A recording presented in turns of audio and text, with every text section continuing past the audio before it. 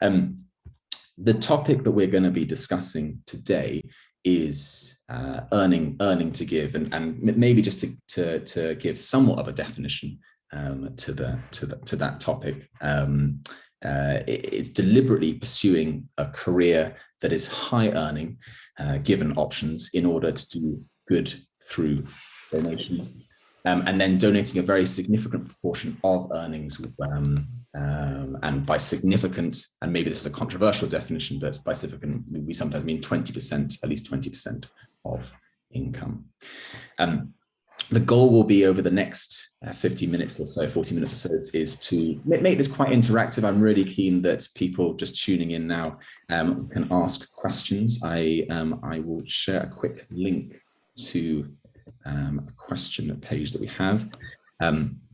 So as we go along, please do type your questions into there. I will monitor them and have a look at them every few moments, and then we can chat through them. If you could also all mute your mics as well, that would be fantastic, and then we can get underway. Great. Yeah, so we might start with just a bit of an icebreaker question, if that's okay, Sydney. How are you today, and what's something good that happened to you this week? Thank you. That's a great icebreaker. I'm doing really well. This week, I think in New York City, the sun started shining kind of for the first time since the winter. The weather started being really good. So I had a picnic breakfast by the park, and I'm really excited for the good weather. And one really exciting thing that happened is that I've been going to Mass more regularly over the past 6 months. And this weekend, I had like 2 friends express interest in coming with me. So I'm excited to do that tomorrow with them. It should be very fun. We're going to get lunch after. It should be a great week. So those are 2 great things that happened to me. What about you? Fantastic. Yeah, well, I mean, it's always dangerous asking that question first, because now my interesting thing is far less significant. I saw a goat give birth, which was having grown up in London, was it was a bit of a learning experience. So that was fun. But what was the other part of the question? It was how am I doing? Yeah, I'm doing great. I'm really excited for this call and to meet you and to talk through some questions. We might jump in with the first one, and it's a fairly simple one, although maybe with some interesting answers of effectively why earn to give. Why is this something you decided to do, and how has your faith influenced you in this? So the first question for why earn to give. So when JD asked me to do this panel, I said I'm actually not 100% persuaded that earn to give is like the best long-term strategy for everyone to do. That said, I think earning to give can sometimes be your best locally optimal strategy, either while you build up career or social capital to do something that you deem more impactful, or you happen upon a really good opportunity that feels silly to turn down, given your circumstances. So for me, the reason that I kind of decided to pursue earn to give was twofold. One, I had extra money that I didn't have much to do with, and it seems like continuing to donate that and push towards better earnings today, that seemed like a reasonable option given what I had available in front of me. And second, I got a bit lucky in my career path and was kind of pushed towards lucrative careers. And given that, it seems like an okay strategy to pursue, trying to maximize those earnings as much as possible, and give, again, with like an eye towards thinking about becoming a more impactful EA in the future. So one way I like to think about earn to give is that it's not a lifelong commitment. You can change your strategy over time, and sometimes earning to give in the moment is the best thing for you as you continue to build up career capital. I also know that a lot of people say that the EA movement is no longer funding constrained. While that's true, there are certainly lots of sub-causes within the EA movement that are underfunded or under-recognized that are important to fund. And so if you have a particularly important pet cause within the EA movement, earning to give can be a very important thing to do for you. And lastly, how has faith influenced this? I think in some ways, being a faithful, being Christian or being religious has made it easier to sacrifice things maybe than the average person, or be used to the idea that the money and income that we have or that we earn is like a blessing that we should share with others. And so I often use religion and faith as like an extra source of like strength or encouragement, and an extra sense of purpose when donating, because you are giving things up. You're giving up vacations with your friends or nice clothes you're seeing with your family. But drawing on religion as a source of like strength and purpose to continue to do that has been really important to me. Yeah, really, really, really interesting. I'm particularly struck by what you said there at the beginning, that you first found yourself in a situation where you were, like earning a decent amount, and then you pivoted towards this concept of earning to give. Yes, talk through the moment that happened. Was there one moment, or was it a gradual process where it was like, wow, I've really been blessed here. I really don't want to use this blessing, or was there a key moment? So I think the key moment happened before I started earning money, really. Okay. So I first heard about EA in college. And the way I heard about EA was through a book called Strangers Drowning by Larissa McFarquhar. And one of several of the characters in the book, one of them is Julia Wise, who I think is fairly active in the EA movement, might be at this conference, donated much of her own income. So that was kind of the first introduction I had to EA in the first place, was people giving everything extra beyond what they needed to live to charity. And I heard about that in college when I wasn't making a lot of money, didn't have a lot extra to give in the first place. And so I always had it at the back of my mind, like, I'm not going to expand my living standards once I graduate college, really. I want to keep living the same standard I have and just donate the extra because, I'm very happy living on what I have now. It seems silly to do that. So I did that once I graduated, donated the extra money through that. And I became fortunate enough to have, like, I think a relatively lucrative career path. And I realized that, like, oh, maybe this is something that, like, I might be uniquely suited to optimize and continue pursuing. And was it a significant driver then in your career, knowing that you had this additional kind of purpose, as it were, but behind it, rather than just kind of earning to live? But yeah, did it change your behavior, do you feel, in your career and your career choices? In some ways, yes. In some ways, no. I think one thing I wanted to like emphasize about this, or when I was thinking about this panel, one thing I wanted to emphasize was that earning to give and like setting yourself up to be, for example, an impactful EA entrepreneur aren't mutually exclusive goals. So I had at the back of my mind that I wanted to be an impactful EA. And it just so turns out that like building career capital often involves like, fairly remunerative jobs, and building career capital is also very useful for being an EA, or for being, an EA entrepreneur, for example. So it changed my behavior in that it was just like an extra reason to continue pursuing career goals that I already had in the back of my mind. And yeah, it made it doubly attractive because you can still be impactful in the short term while you're building up for like long-term impact, if you plan on starting, for example, like an EA organization or something along those lines. And in your context and in your work, do you find that maybe people don't necessarily talk about it openly or share about their kind of giving principles, but do you find it makes you feel different from your colleagues and co-workers, or do you feel that there's similarities with a lot of them in terms of this? I don't know if you can share about that. Yeah, so as I take your question, like, do I feel separate from a lot of people I work with? This is quite funny. So in my particular role, there are 30 people who have the same job as me. 6 of us give a significant portion of our income to GiveWell or like aligned charities. And it just happened that a lot of us have like very similar bearings on life and similar interests that drew us all together. So like, do I feel different than like my particular colleagues? Like, certainly not. I found a lot of people with similar interests. In terms of like those who don't give or other people that I interact with, I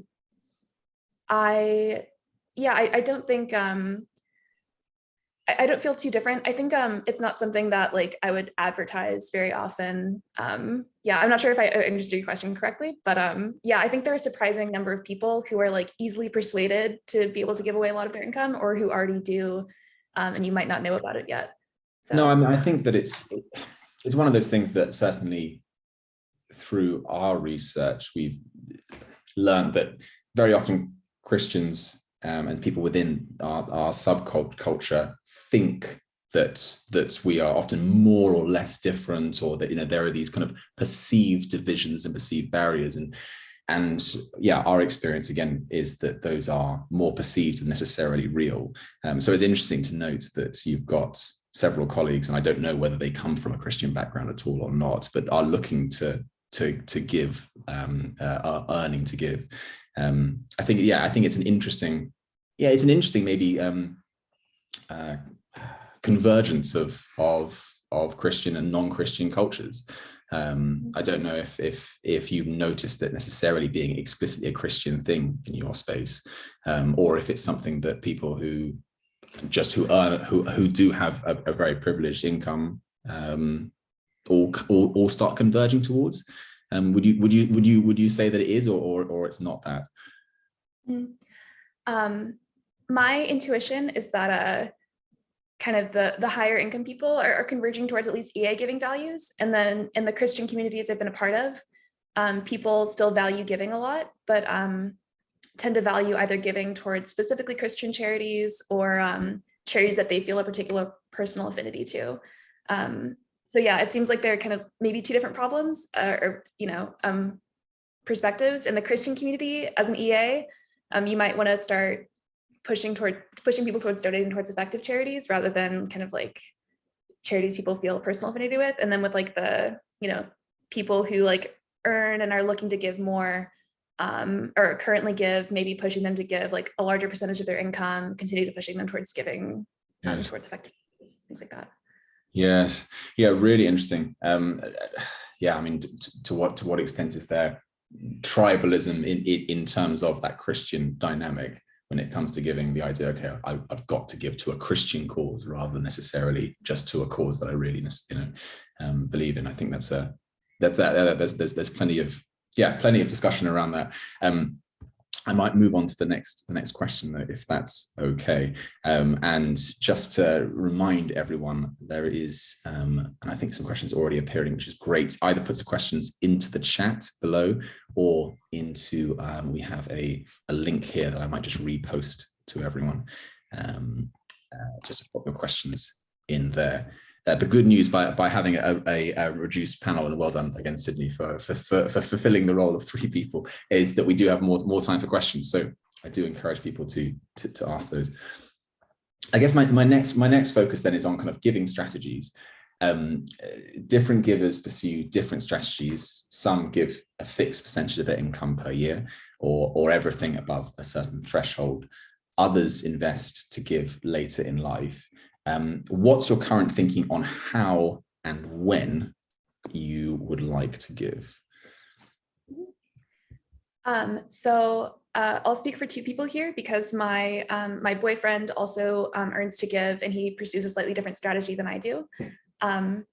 So both of us committed to give 10% of our income to charities.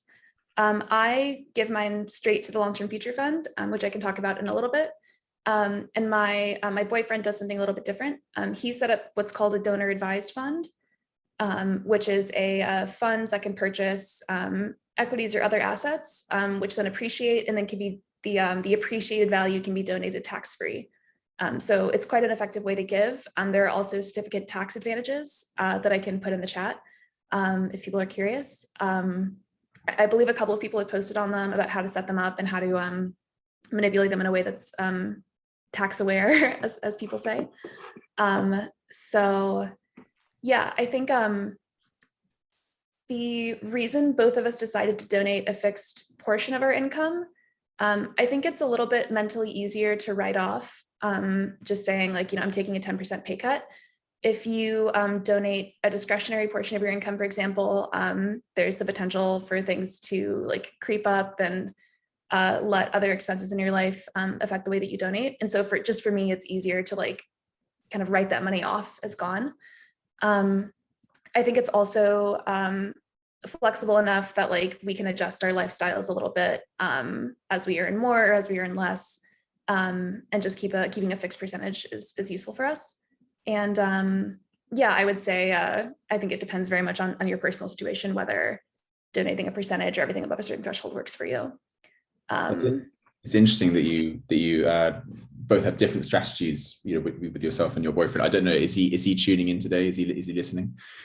He's not tuning in today. I think the session will be recorded, so yeah, do send it to him. Do you? Yeah, I mean, yeah, maybe you could share a little bit more about those two different approaches and what are maybe some of the strengths and weaknesses of both. The donor advised fund, of course, being something that you mentioned, and then your approach. Yeah, if that's okay. I'm a little bit weak on the details of the donor advised fund. If people happen to know more about this and put it in the chat, I'd welcome it. I will also put a link to the blog post, which is very detailed on how to set them up, in the chat for later. I think that the strongest advantage of the donor advised fund, I think, are various tax benefits that you can get. And of course, when you donate appreciated securities, those don't fall under like capital gains taxes. So you can donate you can end up donating potentially a lot of money to effective charities. The downside of that, of course, is that once that money's in a fund, you can't take it out. So you've committed to donating that. There's no way to get it back, which can be good or bad for you, depending on your circumstances. I believe there are some restrictions on the kinds of organizations you can donate to. The reason that I didn't pursue that strategy in particular is that there's like a financial threshold that you need to meet to set those up that I didn't meet quite yet. And the other reason that I didn't choose that strategy was because I was fairly well persuaded that the long-term future fund was a very good thing to give to in the short term. I don't think it's the case that they could accept donations from the donor advised fund. And so I just chose to do that in the short run. I can talk a little bit more about why I chose the long-term future fund, or we can wait if that's another question later. No, I mean, and I might just combine an earlier question that we had about how faith influences this, because of course with faith is that added dimension. And again, this is just mentions that we completed a large research piece recently on the giving preferences of dual national high net worth Christians living in the UK. So a very, very specific group. But what was really interesting from that research was that the idea that faith, that donor advised funds or funds that you were looking to give through, that there was a higher emphasis on higher preference on those funds being really, really good stewards of resources, very impact-led, rather than necessarily having a faith base to them or being Christian-based. How does faith influence maybe some of your giving strategies? You mentioned earlier the idea of Christians wanting to give to organizations because they're Christian. Yeah, is that a major driver, or do you look for other things when you're thinking of your giving strategy?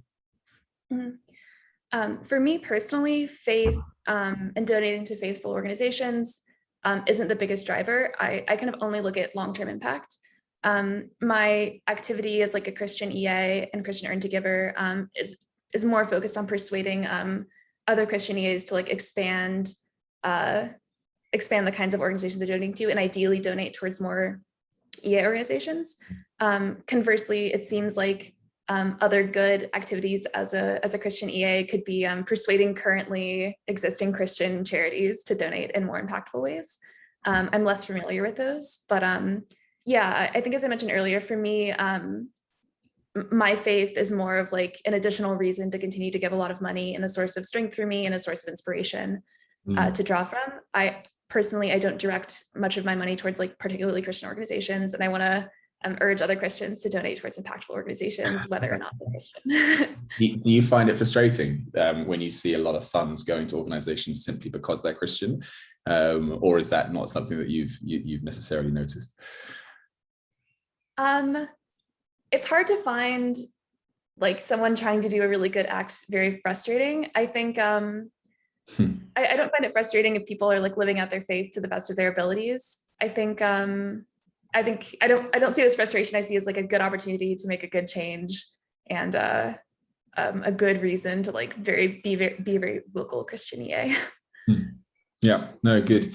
Yeah, I mean, it's certainly again something that I've noticed, or yeah, just found that there's a there is an interesting culture shift maybe that is happening, where it's incredible, instead of just giving simply because of faith, there is this shift now more towards giving based upon impact. And I liked your encouragement there of encouraging Christians to think about giving to organizations that aren't necessarily Christian but have amazing impact. I think that's a really powerful statement.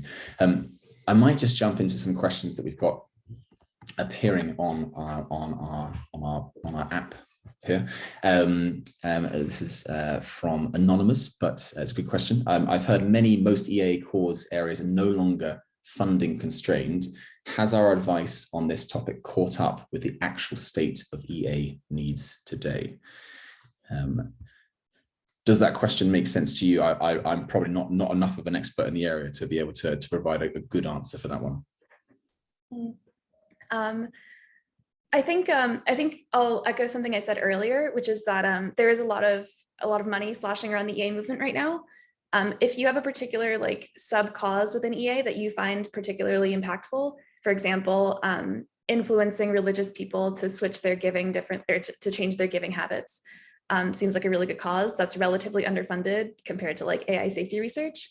Then like those areas are funding constrained in that people don't have enough awareness to think about donating to them. So while there's money floating around, I think certain cause areas are funding constrained, and you can certainly make a big impact on them. Less of a Christian angle, but like another example of this that I think about often is that some animal welfare conscious EAs are starting to think a lot about insect welfare, like farmed insect welfare. That's something that is research that is incredibly underfunded.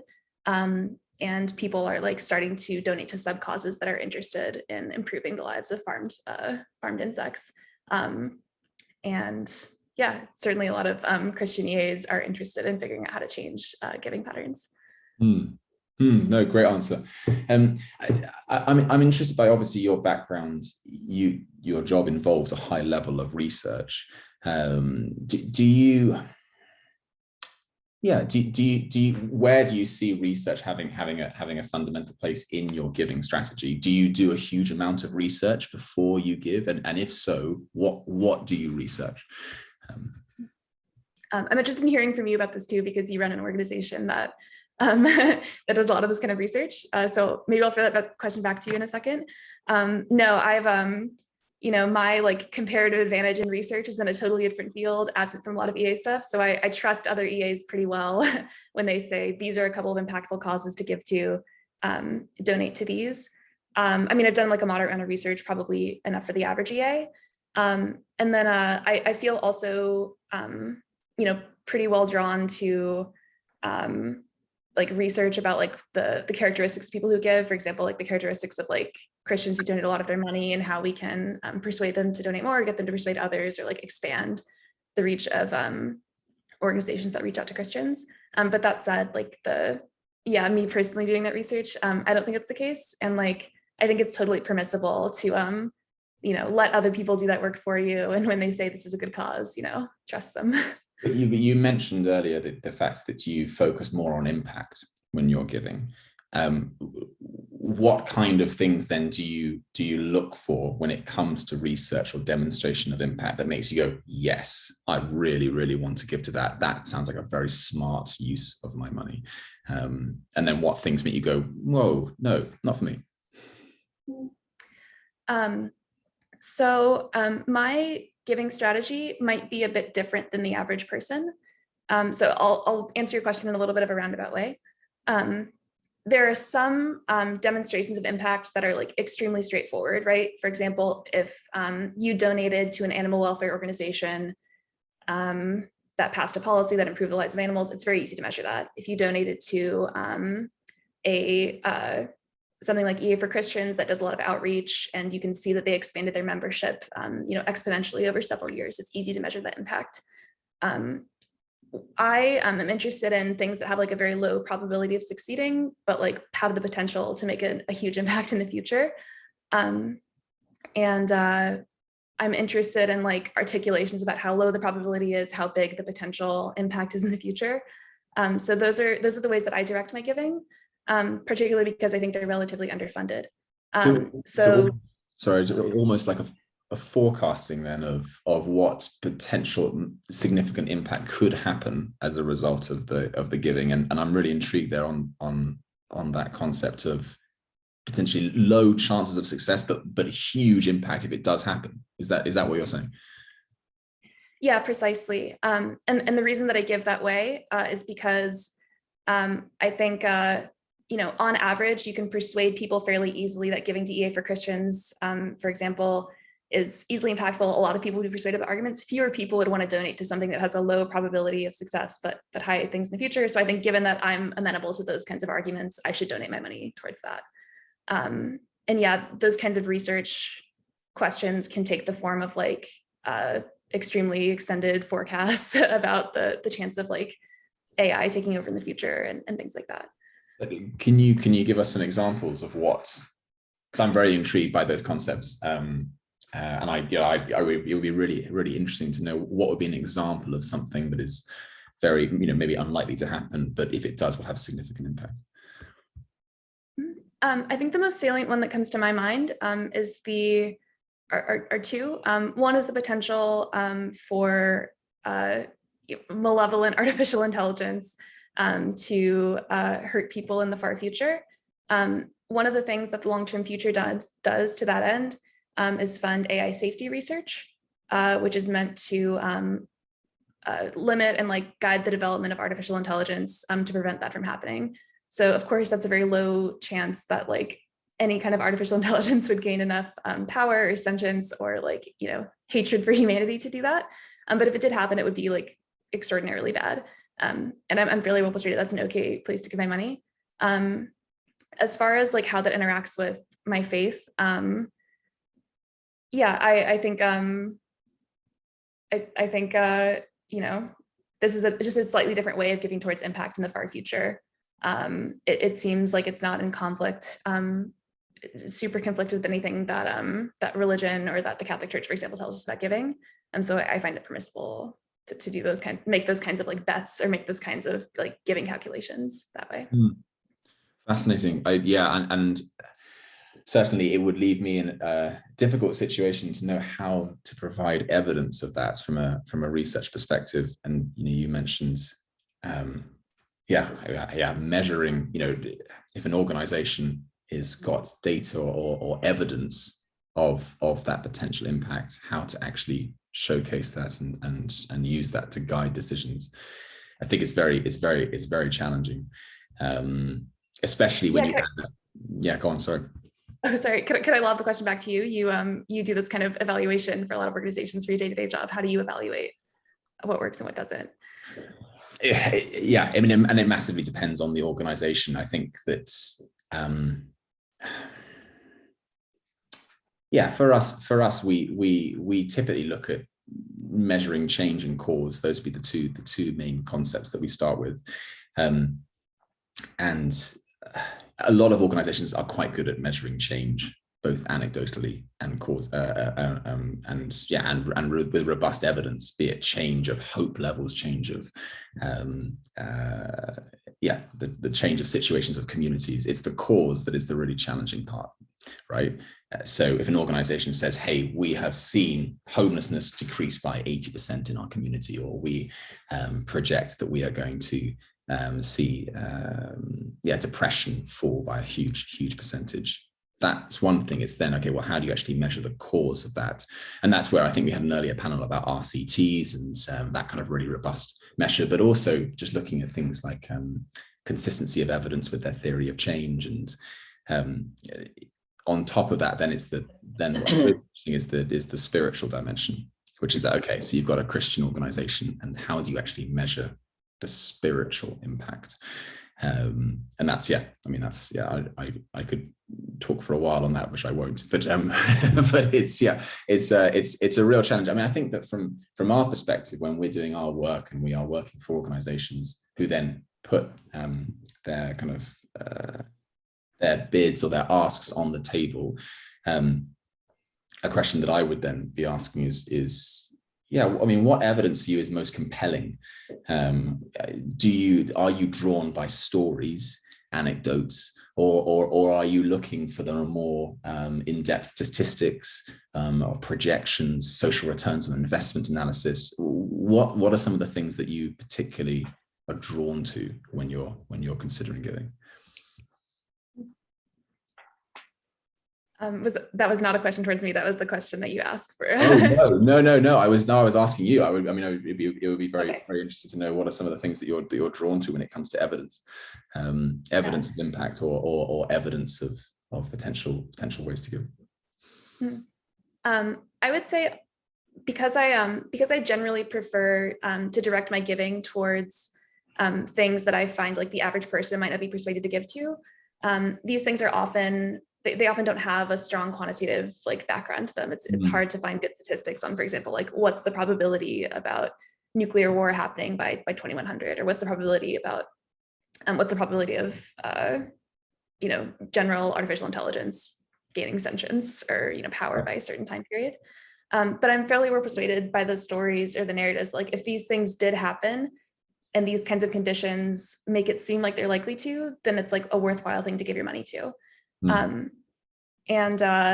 think there's often a push to like only focus on like quantifiable impact, and looking back at like what number, how many utils you're getting for every dollar you spend. I don't think this is necessarily like inherently better than looking at narratives and trying to reason and parse out other kinds of giving like that. That said, I think for many causes, it does make sense to try to quantify risk and impact and things like that. Yeah, fantastic. I'm going to jump to some questions that we've got appearing in the chat, if that's okay. And yeah, again, thank you so much for your time so far.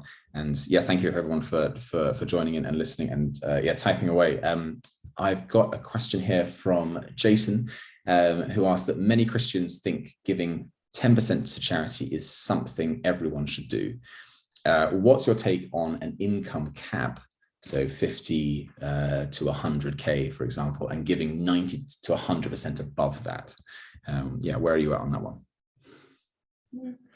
I think that's a superb thing to do. I think if it makes sense for like your particular financial situation, then it's great. I think one thing I would say is that like if you're trying to convince people to start giving more money, it often makes sense to ask them to start relatively small, right? And for many people, 10% seems a lot more doable than income caps. Even just rhetorically, it seems like giving a percentage away than like capping your income might be easier for people. And so maybe the only like take I have on this question is that if we're trying to reach out to people within the Christian community, leaning on this like, our religion and our faith background says that giving 10% is really, really important. Have you thought about doing that? Are you currently doing that? And using that as a rhetorical place to start seems like a better option. Do you ever find it problematic the way that sometimes, and it's something maybe I've noticed that because it's a theology, often people feel they have to, rather than necessarily giving because they really want to. Have you noticed that do you find any problems with that concept, and should we be rephrasing it potentially differently when we're in church and we're the latest kind of fundraising sermon comes up? I saw this. There are lots of Bible verses that talk about giving joyfully and sharing our blessings with others. I know there's one in Corinthians that was I think one of the questions for this panel. There's I think Acts 2:4-6 talks about giving joyfully and breaking bread and spreading our blessings with others. And so just because there's a theological demand for us to give our money doesn't mean that it has to be like a burden or that it has to be sober. There are also lots of theological like demands placed on us for us to do it joyfully and happy and to like take delight in sharing the blessings that God has given us with other people. So I think I think maybe as Christian EAs, we should be like aware that this is supposed to be like a really joyful way to express our faith and to like spread God's blessings with others. So when we talk about it with other Christians, and think about it in ourselves, like reframing it with this like, wow, I'm so blessed to be able to share this with other people is like a very, it's very exciting to me. at least. Do you? Yes, I mean, I think I completely agree.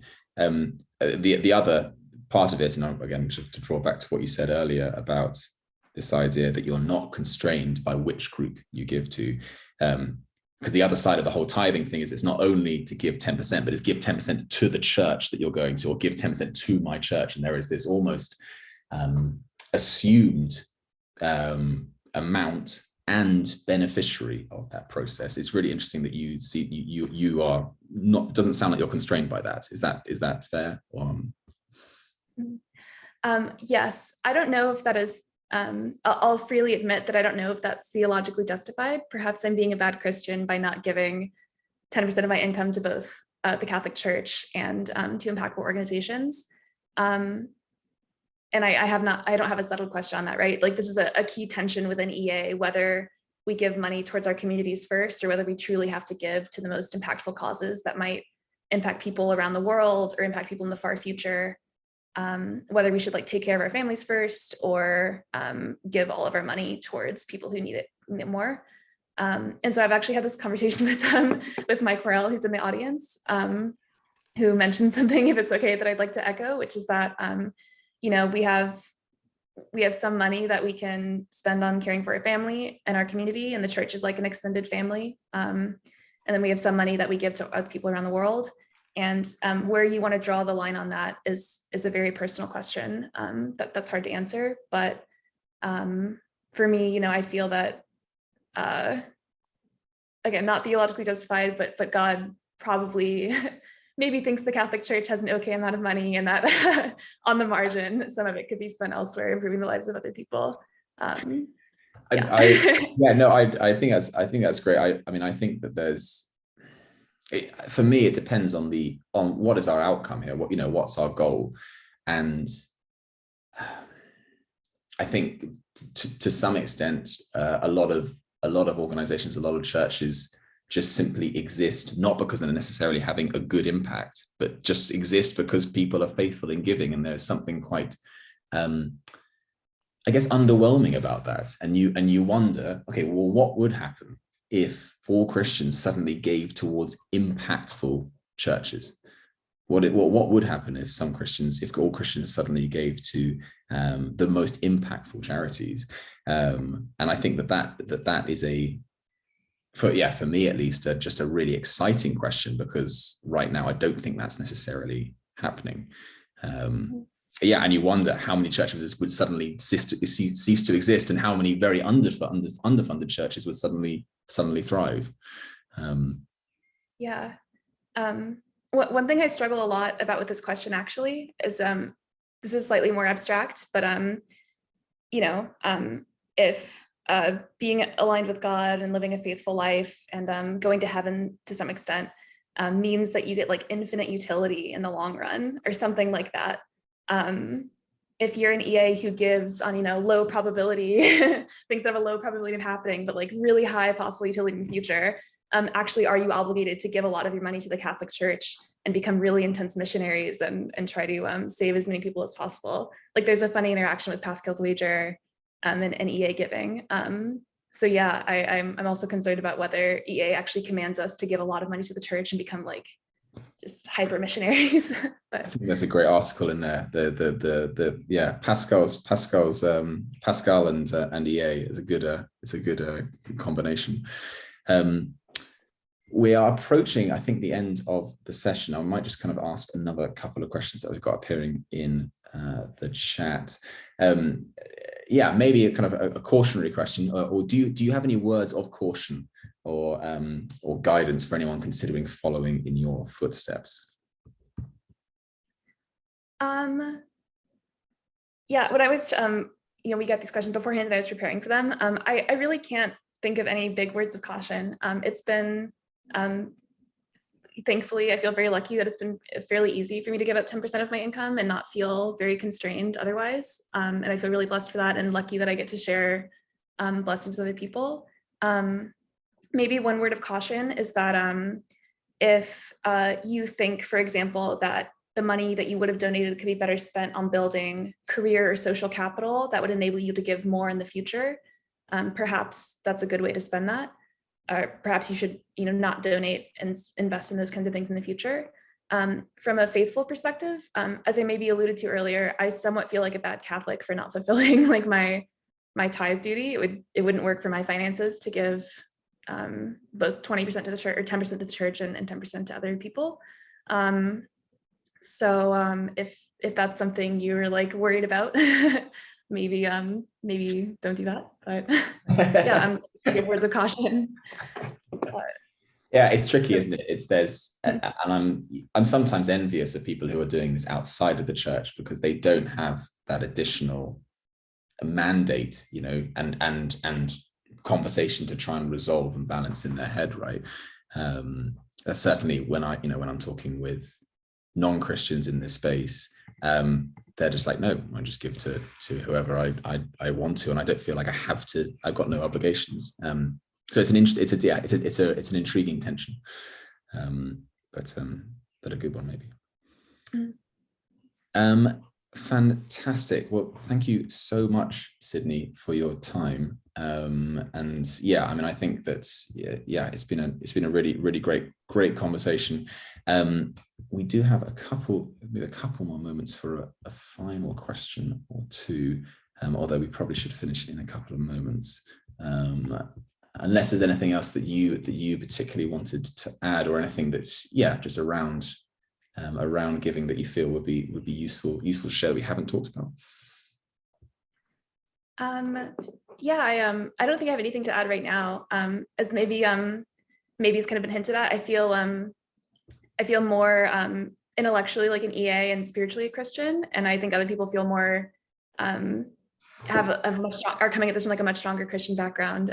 So I'd welcome anyone chiming in who's maybe come from the opposite direction of like, oh, I should give a lot because I'm a Christian, and then found EA through that. Or if you have a perspective on it, Sam, I'd love to hear too. Yeah, I